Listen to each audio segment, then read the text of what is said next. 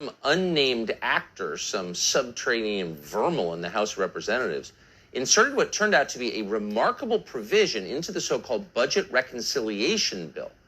Almost nobody outside the Congress noticed it was there, and that's really not surprising. The bill is one of the biggest in all of human history. It's nearly 2,500 pages long. It spends $3.5 trillion. Where does that money come from? Well, it was just newly printed by the Federal Reserve for the occasion.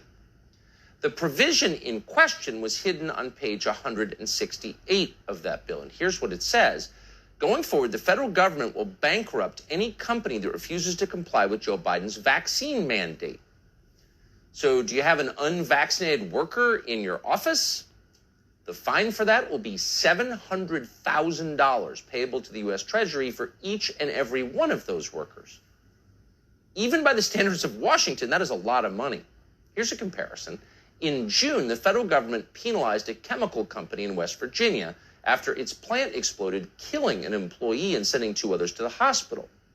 The fine in that case, $12,288. So there you have it, written out in black and white, the moral priorities of the Democratic Party. Killing people in chemical plants is bad. It's about $12,000 bad. But failing to get a Joe Biden-mandated COVID vaccine, even if you've already recovered from COVID and have natural immunity that is more powerful than any shot, that's much, much worse. How much worse? It is 58 times worse than killing people in a chemical plant explosion. Democrats did the math on that, and they wrote it down. This whole